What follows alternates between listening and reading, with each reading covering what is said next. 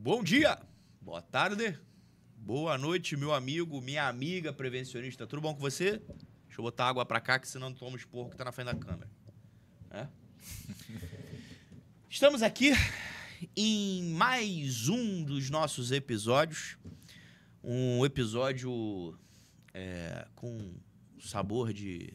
Episódio com sabor ficou estranho, né? Pois Deixa é. pra lá. De antigo, né? De nostalgia, assim, por dizer. Melhorou, né? Estamos aqui com meu amigo Leandro Nascimento, né? E não é capitão. A gente vai bater um papo sobre saúde ocupacional, né? Vou deixar o Leandro se apresentar.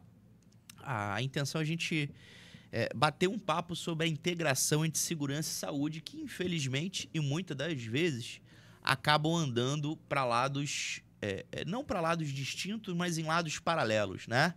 O médico, os enfermeiros acabam caminhando para um lado e o pessoal da segurança caminhando para o outro, né? E por que eu falei de nostalgia? Porque eu e o Leandro estudamos juntos há 22 anos atrás. Alguma coisa assim. Alguma coisa assim, já entrega a nossa idade, né? Uns mais carecas que os outros, né? Agora, o peso... Parecido, né? Então, a gente estudou junto, trabalhou juntos, né? Temos aí uma parceria de profissional de amizade já a longo prazo, né? E a intenção é a gente bater. Mas por que eu chamei o Leandro, que fez o curso técnico comigo, para falar de saúde? Primeiro, para abrir um parêntese, nem todo técnico de segurança precisa fazer engenharia. E o Leandro fez enfermagem, né? Eu falo também do segundo grau. Não, deixa eu... né, vou deixar o Leandro se apresentar. E hoje eu não vou esquecer, nesse 12º episódio, de falar dos nossos parceiros. A gente começa aí com o pessoal da Kadesh, com o pessoal da ID Safety, com o pessoal da Uniscientific, pessoal da Ciclope, pessoal da Biságio Engenharia, né? Pessoal do Consulta CA, do OnSafety, da RS Data, da Associação de Engenharia de Segurança do Trabalho aqui do Rio de Janeiro, da Prevenire, Centro de Capacitação Profissional, muito bom por sinal, pessoal da Instruterm também, e o pessoal da Faster. E, para não esquecer, o blog Victor Costa SST, que também é muito bom, né? E maravilha, eu acho que acabou, ou tem mais? Vamos lá. Acabou, né? Então tá bom. Leandro, então eu queria que você começasse se apresentando aí, né? Falando né, da tua experiência, né? Da tua relação com a saúde. E por que cargas d'água você optou pela enfermagem? Bom, primeiramente, gostaria de agradecer o convite do meu amigo, como ele mesmo disse, de longa data. Estudamos juntos, né? Então, eu sempre gosto de dizer que eu sou técnico de segurança, primeiramente, porque cheguei onde eu cheguei, porque eu fiz segurança do trabalho. Depois, eu me formei como enfermeiro. Optei pela área de saúde, né? Acho que eu vou dizer que foi um chamado, vocação, não sei. Até porque você lembra, a gente tentou fazer engenharia. Você seguiu e eu resolvi para a saúde, né? Então, fui para enfermagem, mas nunca, mesmo depois de formado, nunca deixei de atuar na área de segurança do trabalho. Sempre atuei como técnico de segurança. Depois me especializei em cardiologia. Depois me especializei em gestão, auditoria de enfermagem e não pude deixar de fazer também enfermagem do trabalho, que, pô, não tem como, né? Então, nesses 20 e tantos anos aí, sempre consegui conciliar as duas coisas, né? Hoje eu faço isso, eu acabo trabalhando hoje em duas instituições de ensino, onde uma de nível superior, outra de nível médio, onde uma eu sou professor de campo prático, né, formando acadêmicos de enfermagem. Na outra, eu trabalho formando tanto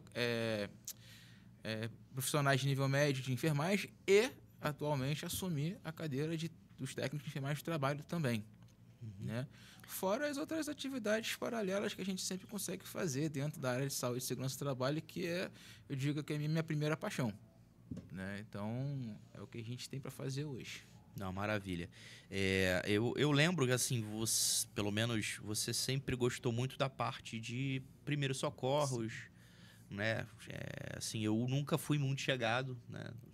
Dá para contar no dedo, acho que quantos treinamentos eu fiz de primeiros socorros e combate a incêndio foram um. E eu lembro que você fazia bastante. Será que, de repente, tem alguma relação o teu interesse nessa parte? Não, eu acredito que sim, até porque foi por aí que eu comecei a desenvolver a minha questão da área de ensino, né? Então, se teve uma coisa que fiz muito e faço ainda muito na área de SST, é justamente a questão de treinamento. Né? E assim, a gente consegue assimilar muita coisa. Então, por exemplo, quando a gente vai fazer um treinamento de proteção respiratória, o conhecimento de anatomia que eu tive na faculdade, me dá um plus assim, muito bom para poder conseguir explicar melhor, trazer as questões dos riscos, esclarecer como as coisas acontecem, né, dentro da área. Então, assim, acho que essa questão dos treinamentos acabaram me levando um pouco mais para isso. Entendi. E você falou da questão de curso, né? A gente também começou a ministrar aula juntos, né? Sim. Em 2008, se eu não me engano, né? Basicamente, nós dois éramos os únicos professores do curso técnico. Né? E foi ali o que despertou a gente para essa questão de educação, de treinamento, né? Aí foi mais ou menos na época que a gente começou a engenharia também juntos. Pois é, só que você continuou e eu... Não, mas isso são processos, né? E eu queria, de repente... A gente não combinou nada, não, porque eu gosto muito de fazer igual o Faustão, né? Quem sabe faz ao vivo. Eu queria que você, de repente, deixasse um recado pra galera que começou a fazer engenharia e acha que por não ter, sei lá, largado, desistido, às vezes acha que a vida perde, né? Acha que, não tem outro, não consegue, que não pode, que não. Na verdade, não tem nada, uma coisa não tem nada a ver com a outra, né? É muito melhor você até ter essa percepção se é para você, se não é para você, e não é uma questão de fácil ou de difícil, né? Porque foi realmente difícil para mim. É que eu, sinceramente, eu não via outro caminho. Se eu tivesse enxergado outro caminho que não a engenharia, certamente eu teria ido. Mas com você foi diferente. Você enxergou a questão da possibilidade da saúde, na questão realmente de fazer essa junção entre as duas coisas. Então, eu costumo dizer o seguinte, eu acho que tem muito aquela coisa da aptidão, né? De você se identificar, né? Então, assim, eu tentei, Deus viu, você viu que eu tentei, mas não me identifiquei com a engenharia. Sim. Né? Eu tentei, até porque, tipo, as pessoas falam assim, mas você pode trabalhar muito com gestão, com engenharia. E quem disse que como enfermeiro o que eu não mais faço é gestão? Sim. Né? Então, assim, não me arrependo. E, assim, eu costumo dizer o seguinte, você quer trabalhar com uma determinada coisa, mas várias profissões, várias formações podem te levar àquela coisa. Sim. Né? Às vezes as pessoas tendem aquela coisa de eu vou fazer engenharia porque meu amigo fez, porque meu pai é engenheiro, porque... Eu acho que, assim, a gente vê, infelizmente, muito profissional frustrado por conta disso. Então, eu acho que a gente tem que fazer aquilo que a gente gosta, né? Que a gente se identifica. Não adianta a gente, às vezes, investir 5 anos numa graduação para, no final dessa graduação, você falar, cara, não é isso que eu quero.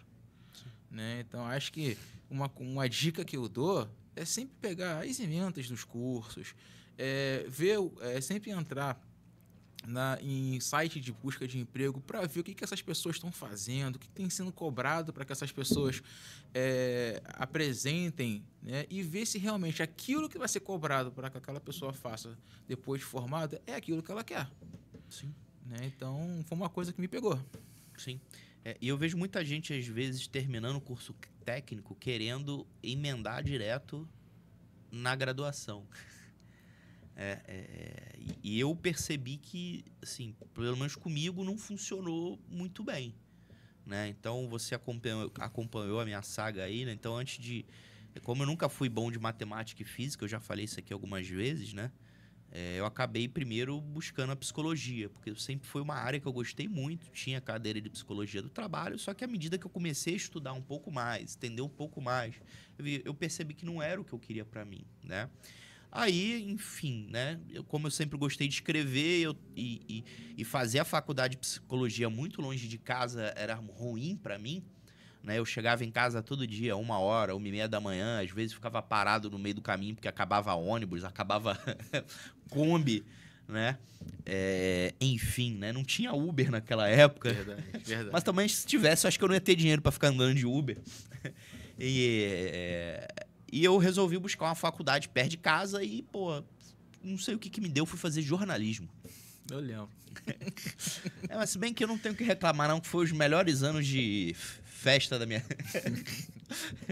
Mas, enfim, né? E fui eu fazer jornalismo até que a Suan, né? Eu ganhando do Suan, se quiser patrocinar, né? Chefe, ó. Abriu a engenharia lá no shopping, né, de Bangu, e eu falei, bicho, eu acho que era um sinal divino, né, pra eu ter que fazer. Né, eu comecei a também entrar no ramo de jornalismo, vi que não era muito bem o que eu tava afim também, até que eu realmente falei, já parei 2 faculdades no meio. Qual é a diferença de parar a terceira, começar e parar a terceira? Não ia fazer muita diferença, então não custava nada, né? E, coincidentemente, a gente, né, descobrimos o curso técnico lá e começamos a dar aula lá no curso técnico e foi alguma coisa que me chamou a atenção. Leandro, com a tua experiência em relação à segurança, porque você trabalhou não só com a parte de treinamento, mas você trabalhou como técnico de segurança em chão, né, que o pessoal chama chão de fábrica durante alguns anos. Com a tua visão hoje, com a tua experiência hoje, principalmente dentro da saúde, o que você acha que falta em relação entre saúde e segurança para a coisa funcionar um pouco melhor? Então, Vitor, eu acho que falta as pessoas entenderem que, na verdade, um é complemento do outro. Eu costumo dizer o seguinte, a saúde, ela respalda o que a segurança faz. Então, vou dar um exemplo para você. Você vai lá, faz o levantamento de risco, identifica risco químico, vê que o cara tem que usar respirador, define o respirador, faz programa de proteção respiratória, faz fit test, vai lá, faz tudo. Beleza. Só que, quando esse cara vai fazer os exames complementares, por exemplo, vai fazer a espirometria ou qualquer outro exame de gênero, vem com um monte de alteração. Então, o que acontece? Eu, como saúde, eu tenho que dar o feedback para o pessoal da segurança. Rapaziada, olha só, não está legal, porque eu tenho um número de funcionários que estão apresentando alterações nos exames. Então, vamos identificar isso aí. É problema de treinamento? As pessoas não estão sabendo utilizar o EPI de forma correta? Enfim, então é preciso ter essa integração. A saúde e a segurança, elas não podem andar separadas. Tanto que ela compõe o SESMIT, né? Ou seja, é um grupo multidisciplinar em prol da saúde e segurança do trabalhador. Inclusive, hoje a gente tem outros profissionais que entram os ergonomistas, entram os fisioterapeutas, entram os psicólogos, enfim. Né? Mas a saúde ela não está dissociada da segurança, ela nunca esteve. Na verdade, eu não sei por que se cria essa barreira, saúde é saúde, segurança é segurança. Sim. Né? E fica difícil. E foi até interessante você falar dessa questão do exame, né? O que eu percebo também é que muitos profissionais de segurança, eles não levam em consideração o que a gente tem lá no relatório, não é mais anual, analítico, né? Analítico. No relatório analítico do PCMSO. Inclusive, isso, na teoria não, desculpa, deveria ser considerado até quando a pessoa faz o levantamento do PGR. Porque se é identificado uma certa quantidade de exames anormais em determinado setor, em determinada área ou em determinado cargo, significa que algum controle não está sendo eficiente. Exatamente. Né? E muitas das vezes, esse indicador ele também pode ser né, um sinal de alerta para você, de repente, considerar aquele risco, de repente, mais grave, menos grave, né? Porque muitas das vezes o pessoal faz a matriz de risco sem levar em consideração algum dado concreto, Sim. né? Sem um dado de realidade. Ele faz baseado numa percepção. Eu acho que né? Grave, eu acho que é alto. E não é para ser isso. A gente precisa buscar, né, dentro do mercado, dentro daquele tipo de negócio, qual é o percentual de perda auditiva, qual é o percentual de acidentes. Hoje a gente tem estatísticas, a gente tem aquele observatório acho que é Smart Lab, se eu não me engano, não lembro agora. Enfim, tem o observatório do próprio Ministério do Trabalho, Ministério Público, que tem vários... O próprio SUS tem um levantamento. Você tem o SUS, a questão de câncer, você tem uma série de bibliografias do próprio INCA sobre câncer ocupacional, né? Você tem uma série de teses, né, artigos, monografias relacionadas à saúde e segurança do trabalho que a grande maioria dos profissionais não pega para ler. Faz sentido isso ou não? Total, Vitor, porque mas isso se dá por aquela barreira que a gente falou das pessoas acharem que segurança é segurança, saúde ocupacional é saúde ocupacional. Muitas das vezes os profissionais de saúde, né, têm essas informações e não colocam para frente. Não chamam, por exemplo, o médico do trabalho, não chamam o engenheiro para conversar e falar, olha só, cara, olha o que eu identifiquei. Às vezes isso acontece até porque assim, o relatório analítico acaba não sendo muito analítico. A pessoa que lança os dados só lança, na verdade não lança dados, lança número, porque dados a gente trata, números a gente só joga. Tá lá. Né? Então assim, é por isso que eu falo para você que a gente precisa estreitar essa coisa, né? Então, por exemplo, eu falo até para os alunos lá de enfermagem do trabalho. Às vezes eu tenho pessoas que já trabalham como auxiliares administrativos em algumas consultorias e tal, e eles falam assim, não, esses documentos são problema da segurança do trabalho. Eu falei, tá, mas vamos lá, você que cuida da espirometria do seu trabalhador, você conhece o que é um programa de pressão respiratória? Não, esse problema é da segurança. Não, isso é um problema de todo mundo. Porque se você não entende como funciona a coisa, como é que você controla? E o controle é nosso, o respaldo, o retorno é nosso. Beleza, você conhece o programa de conservação aditiva? Não? Cara, você precisa saber. O que acontece com o cara antes dele perder a audição dele? Né? E você, como profissional de saúde, você sabe. Muitas das vezes o profissional que está lá na frente de segurança não tem esse conhecimento específico de saúde. Então, assim, a gente acaba não dando esse respaldo para a segurança. Né? E aí, como você falou, como a gente não dá esse respaldo, às vezes, quando a gente pega lá o PGR para olhar, e a gente fala assim, nossa... Ele coloca, e às vezes até críticas entre setores, né? Pô, tá vendo? Rapaz, o pessoal lá da segurança falou que o risco é mínimo. Mas olha só, quantas pessoas estão com o exame alterado? Aí a pergunta que eu faço, você avisou a segurança? A outra pergunta que eu faço, você elaborou algum tipo de trabalho para melhorar isso junto à segurança? Então, é o que eu falo. Eu acho que, assim, a saúde ocupacional ela tem que começar a sair um pouco de trás do computador. Né? Ela precisa conhecer um pouco mais o campo para ela poder realmente fazer gestão da saúde ocupacional. Por quê? É mais um par de olhos que está ali identificando problemas. Você consegue entender o processo do que está acontecendo. Né? Então, eu acho que falta realmente essa integração, falta aos profissionais de saúde se interagirem mais com a segurança, interagirem mais com o campo, né? Com o chão de fábrica, lá, com os trabalhadores. Não, e até para dar subsídio ao próprio médico, né? Principalmente onde o SESMIT ele acaba sendo part-time, né? O médico só vai lá 3 horas no dia e você tem o técnico de enfermagem, você tem o enfermeiro do trabalho lá o dia inteiro. Não dá para o técnico de enfermagem ficar o dia inteiro dentro do ambulatório ali, da sala, do escritório que você falou. Né? De conhecer, de estar junto, né? de repente entender. Isso eu sempre falei quando eu fazia os cursos de higiene ocupacional, né? Principalmente quando o SESMIT do eu sozinho, que é o técnico, eu falo, bicho, você tem que conversar com o pessoal. Porque se tem uma galera reclamando, sei lá, de dor de cabeça, de falta de ar, né, de algum tipo de alergia, se existe uma reclamação comum do setor, né, ou de alguma área, ou de uma profissão, isso tem que ser investigado. E muitas das vezes, eu estou falando, a empresa não tem um setor de saúde, só tem o técnico de segurança. É diferente. Sim. Mas a grande maioria... não, mas isso é papel da saúde. Isso aqui não tem, eu não posso fazer nada. Você quer ver uma coisa que eu acho que a gente pega muito essas falhas? Vamos falar de treinamento, por exemplo. Então, vamos lá. Treinamento de CIPA. O técnico de segurança toca o treinamento de CIPA.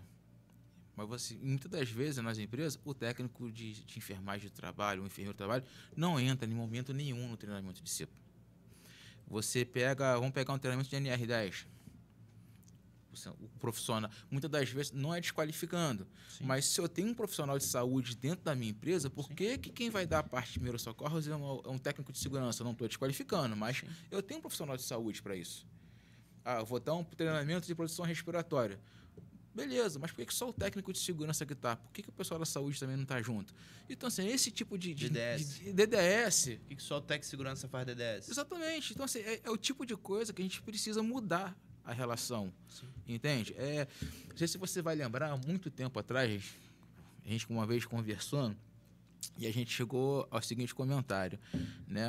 Se for papo de 2010, 2015, alguma coisa assim, a gente está em 2010, 2015, não dá mais para o técnico de segurança ser polícia, ficar na área só tomando conta de EPI e brigando com o peão, né? Hoje é a mesma coisa, não dá mais para o profissional de saúde ocupacional ficar só no conforto do ar-condicionado quando o couro está comendo lá na área produtiva. E lá você vai conseguir pegar um monte de dados e informações que, com certeza, na hora de montar o PCMSO, porque nós ajudamos o médico a montar o PCMSO, né, a gente vai chegar com um monte de coisa, um monte de informações para sentar, por exemplo, num comitê junto da segurança e, cara, olha só, a gente identificou isso que a gente pode trabalhar melhor aqui em conjunto. Acho que falta essa integração, falta isso na saúde ocupacional hoje. E eu acho que o que vale também, Leandro, é que existem algumas doenças, alguns problemas, né, que, apesar de não serem do trabalho, influenciam diretamente no trabalho, né? Então, até que eu falo pro pessoal que trabalha comigo hoje em enfermagem, bicho, passa nas obras, verifica a pressão do pessoal, açúcar, peso... Bicho, vamos fazer alguns trabalhos que, como se fosse um posto de saúde, que tem vários postos de saúde, tem programas, inclusive, eu sempre sugeri o pessoal dos técnicos que trabalham comigo, bicho, procura um posto de saúde local. Estreita essa relação com o posto de saúde local. O pessoal de posto, se eu falar alguma besteira, você me corrige. O pessoal de posto de saúde, normalmente, tem prêmio tem metas a bater. De metas a bater, de vacinação, de programa de hipertensão, de programa de diabetes, de tabagismo, né? Os postos de saúde, eles têm uma série de coisas que eles precisam fazer mensalmente ou periodicamente, que se uma empresa bater lá e falar, pô, parceiro, preciso da tua ajuda, eles vão ajudar. Com certeza. Com certeza. Então, você falando isso, Vitor, é uma coisa que eu tenho batido, assim, conversado muito, batido de frente com algumas situações. Por quê? Vamos lá. As pessoas acham, tipo assim, o cara... se eu chegar numa empresa hoje e perguntar quantas pertences você tem, o cara não sabe me dizer. E quem sabe me dizer, eu pergunto, tá, o que você faz com eles? Não sabe me dizer ou não faz nada. Né? Então, qual é o problema disso? O problema disso é o seguinte... Doenças crônicas, por exemplo, aí eu vou pegar hipertensão e diabetes como exemplo, sim, são potenciais causadores de acidentes. Sim. E você imagina o cara que é hipertenso, não tratado, que trabalha em altura ou trabalha em espaço confinado. Você imagina o cara que ele é diabético, maltratado, ou seja, que não adere muito bem ao tratamento, e aí esse cara trabalha em altura, é eletricista, trabalha em espaço confinado, ou seja, esse cara, a doença dele, né, gera um potencial de acidente para esse cara. Sim. Então, assim, quando eu falo para as pessoas, cara, precisamos tratar essas pessoas, né? As pessoas às vezes acham que é tipo assim, eu preciso fazer. Não.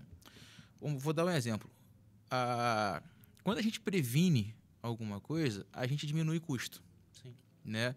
Haja vista que hoje os planos de saúde mesmo identificaram isso. Então, existem empresas que têm planos de saúde próprio. Então, tem um programa de tipo atenção básica do SUS. Para que isso? É justamente para não deixar esse cara chegar na emergência, porque na emergência é mais caro. Né? E aí, aonde que isso entra na saúde e segurança do trabalho? Entra da seguinte forma: se eu cuido desse cara, eu evito que esse cara se acidente em função dessa doença que ele tem. Eu reduzo a ida desse cara à emergência. Eu reduzo o índice de afastamento desse cara, né? Aumento a satisfação dele. Porque, assim, não parece, mas já tem pesquisas que mostram que, assim, a satisfação, muitas das vezes, grande parte dos trabalhadores não está só na parte salarial. Lógico que isso faz toda a diferença. Sim. Mas se você pegar um profissional e aumentar 100% o salário dele, o período que ele vai ter para começar a reclamar do salário dele de novo, de adequação, é de mais ou menos 3 meses. Você, às vezes, tem empresas que não pagam tão bem, mas por que não tem um turnover muito grande? Porque a empresa tem qualidade de vida, a empresa tem transporte, a empresa tem um plano de saúde. Então, assim, o cara se sente assistido, né?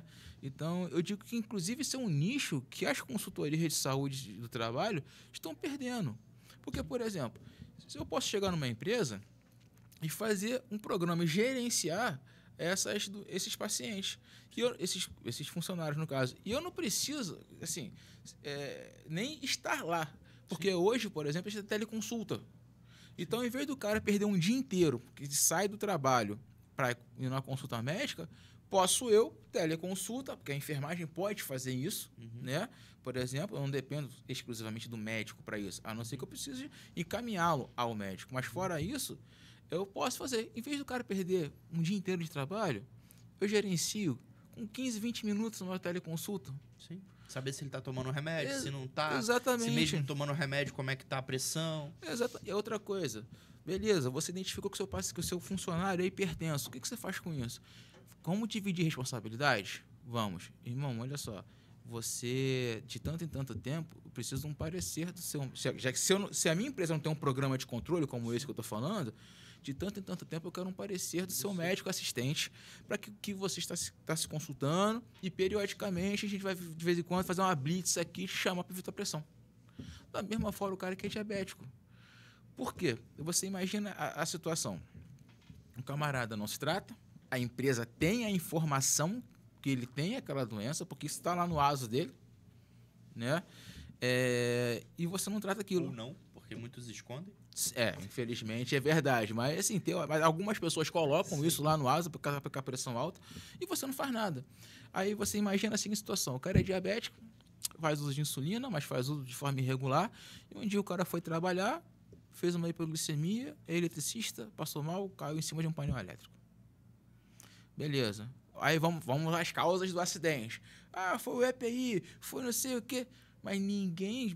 E aí eu já participei de várias análises de acidentes e acho que por ser da saúde, eu era um dos poucos que perguntava: e a condição de saúde desse cara, como é que estava? Você está entendendo? E a empresa tem todos os números para transformar em dados e trabalhar isso de forma preventiva para evitar um monte de coisa e não faz. Né? E, como eu falei, se eu faço isso, eu reduzo absenteísmo, eu reduzo um monte de coisa. E, na verdade, isso deveria, inclusive, estar lá no relatório analítico do PCMSO. Porque isso é analisar o que eu tive de alterado, o que eu tenho de doenças crônicas, o que eu tenho de afastamento, qual foi as causas do afastamento, para poder gerar o plano de ação. Porque também não me adianta ter informação e não tratar, né, bicho? Aí fica complicado, né? Pô. Não, doutor, eu acho que... Deixa eu só abrir um negócio aqui, que a gente está falando aqui, minha cabeça vai... Só para ler um negócio aqui para não falar besteira, né? Aqui. Eu abri a NR7 aqui e tá aqui. Acompanhar de forma diferenciada o empregado cujo estado de saúde possa ser especialmente afetado pelo risco ocupacional. Sim. Né? E a questão do diabético, você ainda tem um detalhe. Se é um cara que trabalha com com pérfuro cortante, se é um cara que trabalha, porque a cicatrização dele demora mais, né? Então, tratamento, até o acompanhamento, se é um cara que se corta, o acompanhamento dele tem que ser diferenciado para saber se ele está trocando, se ele está fazendo curativo, se tem ponto, se não tem, né? Porque eu já vi situações de acidentes bobos, né? Principalmente na época que eu trabalhei com coleta de lixo, o cara quase perder a mão, porque simplesmente não higienizava, não cuidava do ferimento, né? E muitas das vezes, eu até falo pro pessoal de segurança que às vezes, mas é só um cortezinho. Mas se não cuidar? É porta de entrada. É porta de entrada, né? Você tem histórias, às vezes, de uma infecção no ferimento que pode correr pro corpo todo, virar generalizada e morrer por causa de um cortezinho na mão. Aqui a gente não tá querendo ser portador de desgraça, mas é uma realidade, né? Aí você tem também aqui, controlar da imunização ativa dos empregados relacionada aos riscos ocupacionais, sempre que houver recomendação do Ministério da Saúde, né? Muitas das vezes isso não é feito. E você tem como fazer isso de uma forma muito simples. Por quê? Lógico, existem algumas vacinas excepcionais, digamos assim, não são melhores, mas além do que o calendário vacinal lhe pede, que acaba, se a empresa quiser fazer, ela paga. Mas o que é mínimo, o que acontece? É aquilo que você falou, estreitar relacionamento com a atenção básica mais próxima, a clínica da família, o CMS mais próximo. Até porque, o que acontece? Se você hoje vai na atenção básica, eles precisam retroalimentar também o Sistema Único de Saúde, Sim. porque o Sistema Único de Saúde também... A saúde do trabalhador faz parte de um dos controles do Sistema Único de Saúde. Então, você consegue estreitar esse relacionamento, você consegue as vacinas, você consegue as consultas, um monte de coisa. Então, assim, não é nada de bicho de sete cabeças. Às vezes é você realmente ter um interesse na coisa, é você querer fazer a coisa acontecer. Baseado no item anterior que você tinha comentado, e outros comentários que a gente já fez, vou dar um exemplo para você, né? Como dar atenção à saúde do trabalhador nesse aspecto e olhar de forma diferenciada. Vamos pegar os colaboradores que estão expostos a ruído. Cara, antes desse cara ficar surdo, ele vai ter uma série de alterações outras, né? O ruído, ele afeta diretamente o sistema nervoso central. Haja vista que era uma das formas de tortura dos nazistas, né? É o uso do ruído. Então, o que acontece? Antes desse cara ficar potencialmente surdo e aquilo aparecer no exame audiométrico, é um cara que vai estar desconcentrado, é um cara que vai estar irritado, é um cara que tem vai começar a aparecer uma hipertensão.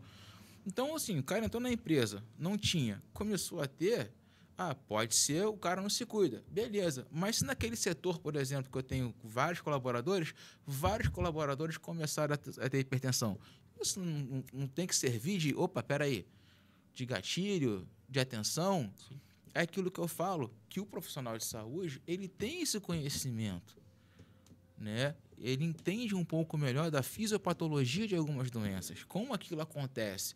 Então, a gente tem que entender esses gatilhos, justamente para quê? Para não dar problema. Você imagina a seguinte situação. Eu tenho o meu trabalhador é hipertenso, diabético e tal. Na minha empresa, eu tenho nutricionista. E aquela nutricionista que, às vezes, faz aquela dieta separada para algumas pessoas. Sim. Eu não posso obrigar o cara a comer a dieta, mas eu posso botar para ele que a empresa oferece uma dieta diferenciada. Sim. E aí, por que isso? Você imagina a seguinte situação. O cara é hipertenso, diabético. Aí um dia teve aquela feijoada maltratado. Teve aquela feijoada gostosa, salgada, maravilhosa no almoço de sexta-feira na empresa. O cara come, é um cara que não se trata, não se cuida, e aí o cara tem um acidente vascular hemorrágico em função do aumento de pressão. Isso pode voltar contra a empresa. Por quê? Você sabia da condição de... Aí você vê.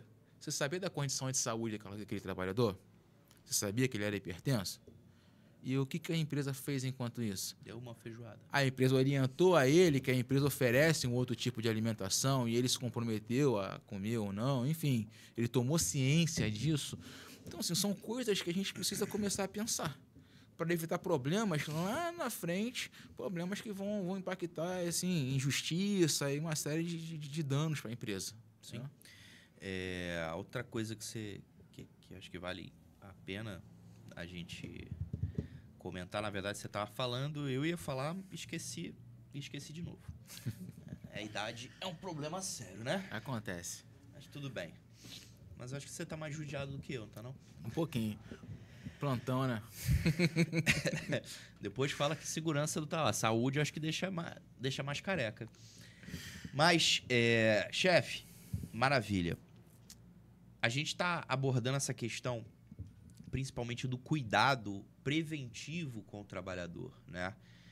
E você até mencionou a questão da retenção, né, das pessoas, a questão do cuidado. Muitas das vezes o trabalhador só quer se sentir justamente cuidado. Acolhido. Acolhido, né? Perceber que realmente a empresa se importa com ele. Porque isso já aconteceu uma situação há muitos anos atrás. A gente foi para uma reunião, sei lá, com mais de 50 funcionários. Era uma questão relacionada a vários problemas, né? E a gente conversou, mas assim, nada foi resolvido. Nada foi resolvido naquele dia. Mas teve um cara que levantou, a gente queria agradecer vocês que, vocês vieram aqui ouvir a gente. Só isso, entendeu? E muitas das vezes, né, principalmente aquele trabalhador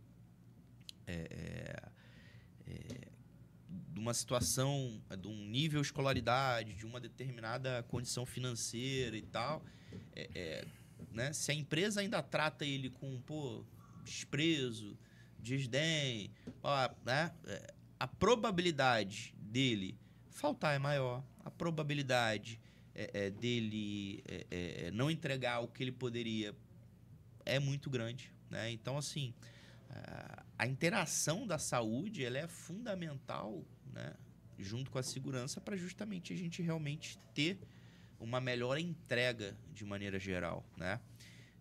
Eu acho que é importante também, Leandro, a gente bater na tecla, né, dessa questão em relação a algumas rotinas, né, da saúde que algumas empresas acham que é verdade ou que é mentira, né? Por exemplo, posso ter remédio na caixa de primeiros socorros da empresa? Então, doutor, vamos lá. Primeiro, falando dessa coisa aí da empatia, do acolhimento, né? Cara, isso é uma verdade absoluta, né? A gente vê, você já deve ter passado por isso, quantas vezes você não abordou um colaborador no campo de trabalho e aí o cara falou pra você assim, vou fazer só porque você tá pedindo. Por quê? Porque você chega, você dá atenção, você abraça o cara, né? Você traz o cara para si. Né? Eu, enquanto técnico de segurança, toda vez, inclusive quando eu trabalhava nas fiscalizações das obras, uma coisa que eu sempre fiz questão foi trazer os colaboradores para mim. Ao ponto de meu telefone tocar e o cara falar baixinho, corre aqui que tá tendo problema aqui, os caras não estão usando EPI, corre lá. Isso aí. Os caras confiavam em você. Né? Por quê? Porque eles se sentem acolhidos por você. Né? E aí vem a outra coisa, né? Remédio em caixa de primeiros socorros. Cara, vamos lá. Primeira coisa, vamos pensar o seguinte: quem aqui já fez curso de primeiros socorros e lá se ensinou a administrar dipirona? ARS, seja lá o que for. Por que eu não posso ter remédio em caixa de primeiros socorros? Isso é muito pessoal. Tem as questões alérgicas. Eu, por exemplo, posso tomar dipirona e você pode ser alérgico. Eu não sei, às vezes você não sabe. Às vezes você descobre que é alérgico a uma determinada substância quando você chega no hospital e faz. Sim. Só que quando você está no hospital, você está em vigilância. Sim. A gente consegue reverter o quadro ali. Né? E dentro da empresa? Né? Então, assim, às vezes é complicado. Tá? Por exemplo, uma vez eu tive que ir atender uma funcionária nossa que ela engasgou com uma cápsula de Advil.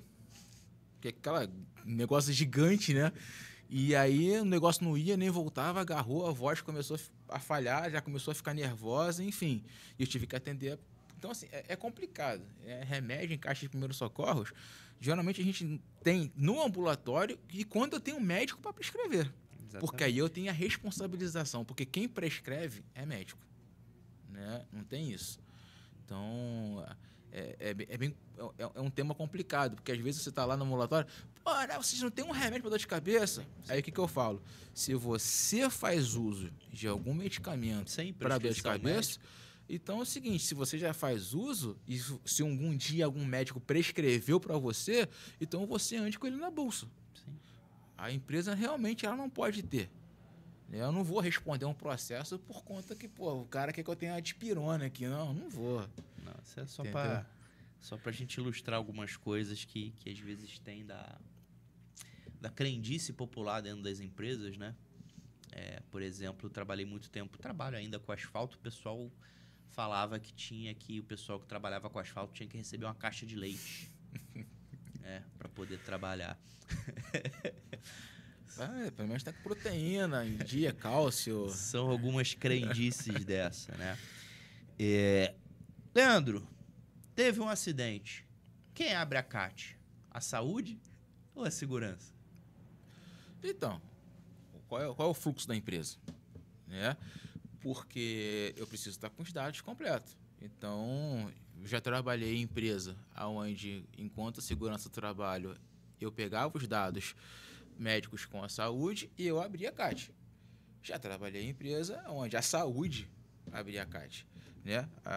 Até porque a legislação não define quem faz o quê. O próprio trabalhador ele pode abrir a CAT dele. Sim. Né?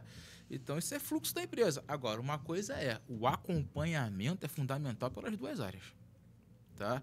Até porque eu preciso ter, por exemplo, a questão da saúde analisando o que realmente aconteceu, o profissional que o atendeu, o local de atendimento, como foi feito o primeiro atendimento no local do acidente, né? E daí a gente dá prosseguimento ao trâmite, né? Acho que cada empresa ela organiza o fluxo da melhor forma, tá? Sim. Mas o acompanhamento da coisa ele tem que ser das duas partes. Não tem para onde correr. Até porque as ações para controlar e neutralizar o risco é da segurança e as ações referentes ao tratamento, acompanhamento, se aposentou, se afastou, se não afastou, é da saúde. Exatamente. E precisa ter esse bate-bola e muitas das vezes eu vejo um empurra-empurra do que um bate-bola. É igual também que é outro problema. O cara passou mal. Quem leva para o hospital? Pois é. Isso é uma coisa que toda empresa que eu entro, né, seja para fazer algum tipo de assessoria, seja como colaborador, eu sempre faço o seguinte, galera, vamos lá. Se alguém passar mal aqui, como é que a gente define se é um mal-estar que preciso chamar uma ambulância ou se é um mal-estar que eu posso levar o cara para o hospital? Então, assim, a primeira coisa que eu sempre faço é o seguinte, a gente tem plano de emergência? E eu sempre faço um capítulo à parte do plano de emergência. Porque plano de emergência todo mundo pensa logo no incêndio, né, desastre. Só que, assim, plano de emergência médica. Né? Então, assim, a gente define quais os tipos de mal-estar, de mal súbito, de coisas que a gente pode começar o nosso atendimento por aqui, colocar num carro da empresa e levar, e aquilo que não, a gente precisa definir. Né? E nesse plano, eu sempre falo para as pessoas, sempre tenho isso já desenhado, porque na hora que acontece, fica aquele jogo de empurra. Sim. Então, o que acontece? A gente já coloca ali, já desenha pontos chaves, pessoas, se a empresa tem o carro da empresa, beleza, a gente já define, tem motorista, então a gente já define quem faz o quê. Inclusive, não é só definir quem leva, é definir para onde leva. Então, já tem que ter mapeado o seguinte, a minha empresa tem plano de saúde. Os trabalhadores que aderem, os hospitais do plano são esses. Não, a minha empresa não tem plano de saúde. Então, o que eu tenho de atenção pública próximo? O que eu tenho de UPA? O que eu tenho de hospital? Até porque eu preciso saber o que eu levo para qual coisa. Né? Atendimento na UPA é um, atendimento no hospital é outro, atendimento na clínica da família é outro, até para não sobrecarregar e não perder tempo no atendimento. Sim. Senão eu levo para o lugar errado, cara, não é aqui. Sim. Então, eu sempre indico o seguinte, que se tenha um plano de emergência médica já traçado e com as definições de quem faz o quê, né? E aí, assim, eu não estou nem dizendo o nome das pessoas, mas as funções, para poder você conseguir... porque quando acontece, é startar o plano e seguir o fluxo. É fluxo. Sim. Entendeu? É interessante você falar, porque eu já passei por uma situação onde eu estava trabalhando numa cidade estranha, né? Eu passei mal e ninguém sabia para onde me levava. Eu estava num hotel e eu fiquei rodando quase uns 10 minutos no carro com o pessoal que a galera não sabia para onde me levava, né? Então, até você que está trabalhando, viajando, é interessante você buscar essa informação. O pessoal que trabalha e fica em alojamento, depois disso eu sempre cobro plano de emergência, não só da empresa, mas tem alojamento, é construção, tem alojamento, tem plano de emergência divulgado no alojamento para a galera que fica aí sábado, domingo, né? E passa a noite. E é fundamental essa como você falou, ter claro, né? Eu já fiz um plano de emergência que eu tinha mapeado a situação de pirataria. Pirataria, porque a gente tinha embarcação. Sim. E a embarcação poderia ser alvo de ataque. Ser alvo de ataque. Então, era um cenário, né? Um cenário difícil de acontecer? Ok, mas era um cenário. Né? Essa questão de mapear, às vezes tem gente que até fala assim que eu sou meio neurótico com algumas coisas. Mas é o tipo de coisa que, quando você faz isso sempre, você já entra na massa do sangue, que torna-se assim, rotina sua. Então, por exemplo, vou viajar.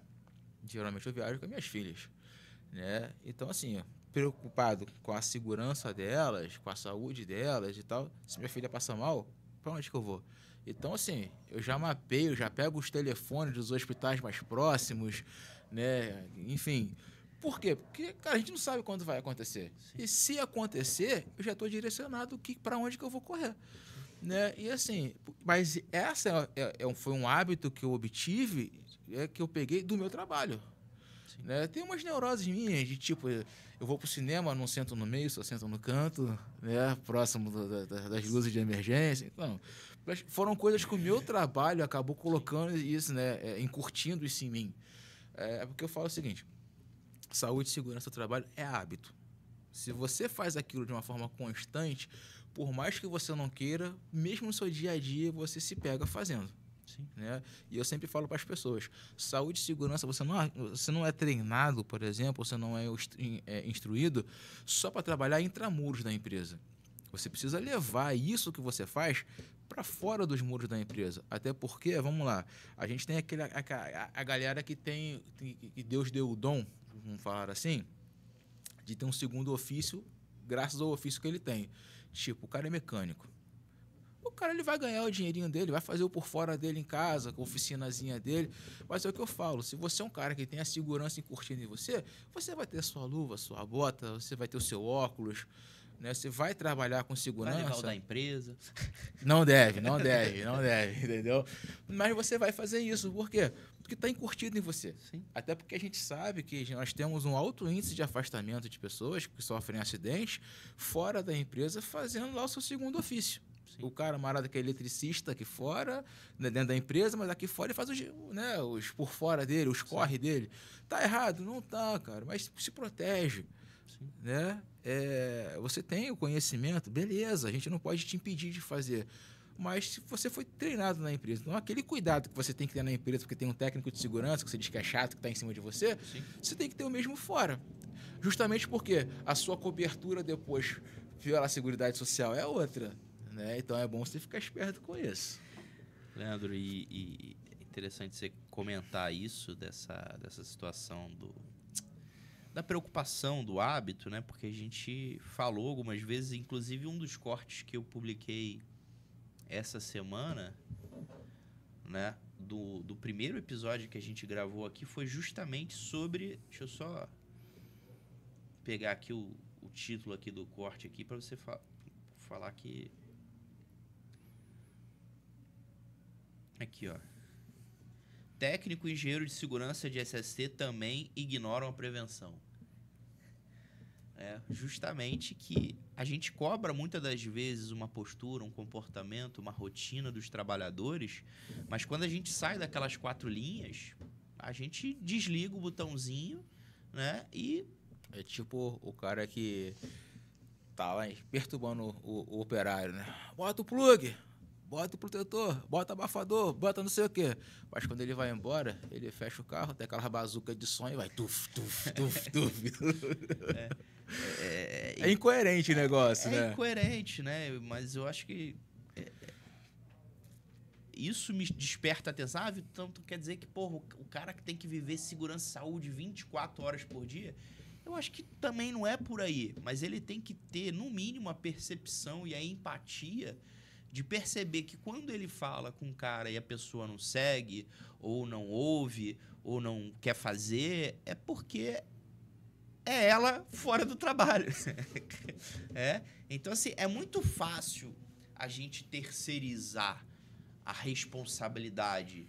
Ah, o cara é desatento, o cara não tá nem aí pra segurança, o empregador não quer investir, não sei o quê. Tá, mas e a nossa responsabilidade como profissional? Então, nós somos, assim, querendo ou não, todo profissional de saúde e segurança, ele é educador, ele é formador de opinião, ele, de certa forma, é um tipo de espelho, né? E a gente sabe que, assim, as pessoas observam aquilo que a gente faz certo, mas observam muito mais o que a gente faz errado.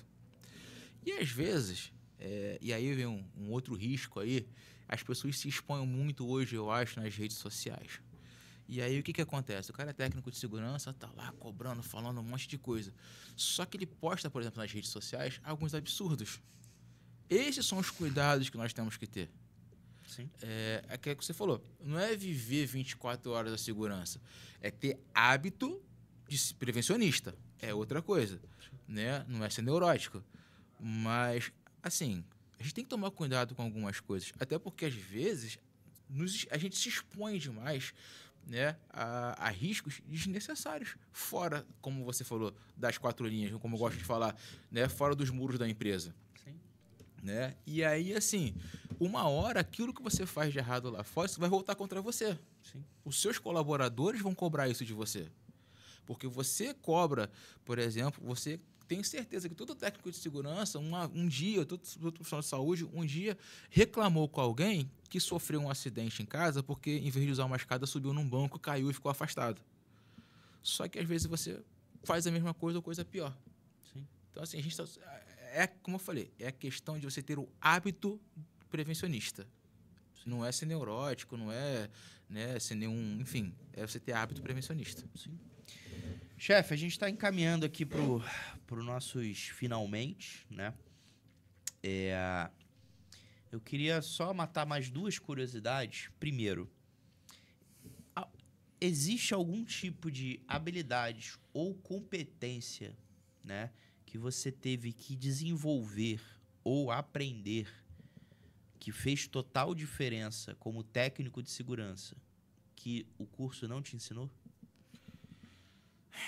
Pô, cara, algumas. Não. Gestão, né?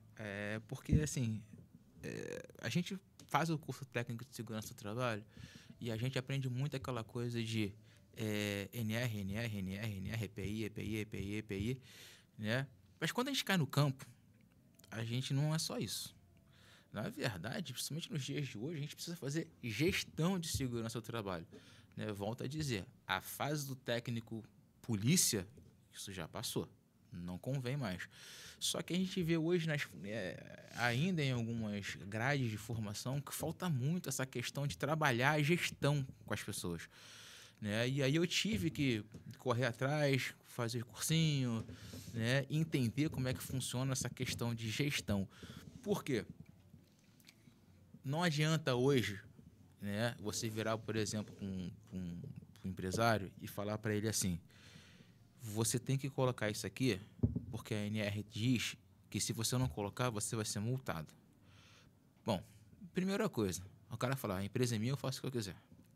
Segunda coisa, cara, multa de ANR hoje é um negócio muito barato, comparado, por exemplo, com problemas que você possa vir a ter com a Receita, problemas que você possa vir a ter com o próprio INSS. Então, tipo, multa de ANR hoje não assusta mais o empresário. Então, o que você faz? Você gerencia a segurança. O que é fazer gestão da segurança, a gestão da saúde? É justamente isso. É pegar para o cara e mostrar, por exemplo, irmão, olha só, se você não fizer os exames tais, tais e tais, você vai ser punido. Não só pela ANR, mas porque quando for cruzar os dados do E-Social com um monte de coisa, a Receita não, mas o INSS, a Previdência vai chegar e falar, pô, meu irmão, mas tá faltando coisa aqui, não tá batendo com o PGR. E aí quando começa a ver, opa, peraí, e os custos começam a aumentar. Sim. Eu lembro de uma situação que eu tive, que foi a seguinte, eu trabalhava numa empresa onde eu tinha uma empilhadeira a combustão num galpão fechado, que não pode. E aí eu fui conversar com o responsável do setor, que não podia, cara. E a resposta do cara foi a seguinte, irmão, ninguém nunca reclamou. Eu falei, pô, eu tô conversando com o cara errado. E aí eu comecei a sentar para rascunhar, comecei a fazer umas continhas. A gente sabe, bom, no justiça do trabalho, se o cara sair, todo mundo que saiu daqui até 5 anos para trás, o cara pode reclamar, aqui tem uma rotatividade muito grande. Eu sei que fui fazendo uma continha básica lá pro cara e falei, cheguei aí uma outra pessoa, com um gerente lá, e falei, olha só, cara, eu parei a conta quando chegou mais ou menos 500 mil reais. 500 mil reais, isso foi papo de 2010, 2015, era dinheiro pra caramba, né? Não sei pra você, mas pra mim hoje isso é dinheiro pra caramba. Não, pro porte da empresa, digamos que hoje não faria tanta diferença, mas naquela época faria. E o cara falou assim, mas por que ninguém nunca me falou isso antes? Eu falei, porque ninguém nunca parou para analisar, não ninguém parou. É o que eu tô falando. Todo mundo chega e fala assim, se não fizer, vai ser punido pela ANR. Não, cara. A gente tem que convencer. Quando a gente faz gestão, a gente convence, por exemplo, o empresário por um outro viés. Né? E eu costumo dizer que é pelo órgão mais sensível, que é o bolso. Né? Mas isso você só vai fazer se você parar de ter essa mentalidade de policial e começar a ter uma visão de gerente, uma visão de gestão, de organização. Né? Então, no final, o cara chegou à conclusão que o que ele poderia gastar, ele comprou 2 empilhadeiras elétricas, uma bateria sobressalente e aquela empilhadeira a combustão estava fazendo falta em um outro setor da empresa que era aberto. Então, assim, é isso que eu tive que aprender a fazer ao longo do tempo que o curso não me ensinou. Tá. Nem o curso de enfermagem do trabalho me ensinou, nem o curso de técnico de segurança me ensinou, nem o curso de enfermagem me ensinou, né? Mas a comunidade SST 360 vai te ensinar. Ó, poxa, esse jabá foi o melhor de todos os episódios. Esse foi o... Gostou da chamada? Chamada. Levantou, a gente corta. E agora, da segurança para a enfermagem. Precisou ter alguma habilidade diferente? Ou você entende que o que você aprendeu ali nesses anos como técnico ali já pavimentou o que você precisava para ser um bom enfermeiro? Então, me ajudou bastante. Me ajudou bastante porque, embora a gente tenha aquela visão do enfermeiro aplicando injeção, fazendo curativo, né, correndo para lá e para cá, o enfermeiro, na verdade, ele é mais gestor. Né? A gente acaba, na verdade, fazendo... A gente troca a roda do carro com o carro andando. Então, a gente faz gestão e é operacional ao mesmo tempo. Para isso, a gente tem uma equipe de técnicos que é o nosso operacional. Então, nós fazemos a gestão disso. Então, facilitou para a gente poder conseguir... Para que eu pudesse associar essa questão de organização de tempo, de gestão, de documentação. Né? Então, tipo, às vezes eu recebo um POP, um protocolo operacional padrão, por já ter trabalhado com qualidade, elaboração de documentação, elaboração de procedimentos, de atendimento da ISO, blá, blá, blá. Você olha para aquele procedimento e fala, não, você tem que melhorar. E você consegue identificar os pontos de melhoria. Né? E você consegue também conversar de forma diferente. Né? Daquela forma que as pessoas chegam de pé na porta, não, você está errado. Não. A segurança do trabalho me ensinou que não é errado. Isso é uma não conformidade. Isso é um ponto de melhoria, porque você é menos agressivo. Quando você é menos agressivo, você é mais aceito. Né? Então, assim, essa parte foi fundamental que a segurança do trabalho me trouxe para conseguir fazer um bom trabalho na saúde. Show. E você falou que uma coisa que você precisou aprender bastante foi sobre gestão. E a gente não faz gestão se a gente não monitorar, se a gente não medir, se a gente não tiver dados, se a gente não tiver informação. Eu queria que você desse como sugestão para o técnico de segurança que está com a gente aqui, que não tem uma equipe de saúde. O que você acha que ele pode fazer, né, sem atravessar se meter como exercício legal da profissão, né, mas que ele possa abrir um pouco o campo de visão dele e que possa, sim, né, pelo menos buscar informação que, mesmo não obrigatório ter um técnico de enfermagem, ter um enfermeiro na empresa, que se ele tiver, sim, ia ajudar a fazer isso e aquilo. Então, eu fui o SESMIT único, né, durante muito tempo em várias empresas que eu trabalhei, né? E quando você é o técnico único, a gerência é toda sua, né? Então, tipo, o PCMSO chega, o pessoal fala assim, toma, né? Então, assim, o que eu digo para as pessoas? Vocês precisam fazer a associação, né? Primeira coisa é quebrar aquele paradigma de que eu sou técnico de segurança, eu não tenho que olhar para o PCMSO. Tem sim. Até porque se você é o técnico do SESMIT sozinho, por exemplo, o RH vai pedir para você trabalhar a questão de convocação de exame periódico. Né? Eu não preciso de um profissional de saúde para isso. Só saber ler o PCMSO. Por favor. Né? Então, assim, o que eu preciso entender é que as questões de saúde impactam diretamente no seu trabalho como técnico de segurança. Então, eu preciso, pelo menos, parar para ler o PCMSO. Né? Eu preciso parar para entender que entender o plano de ação que vem descrito no PCMSO. Né? Por quê? Até porque muitas daquelas ações vão estar integradas já até dentro do que você colocou no teu PGR. Né? Então, eu não posso deixar de fazer isso, entender essa questão. Então, o que eu preciso fazer?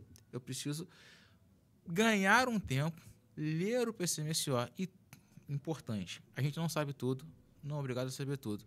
Você não é profissional de saúde, ficou com dúvida em alguma coisa do que está no PCMSO, você vai pegar para o responsável que fez aquilo e vai tirar suas dúvidas.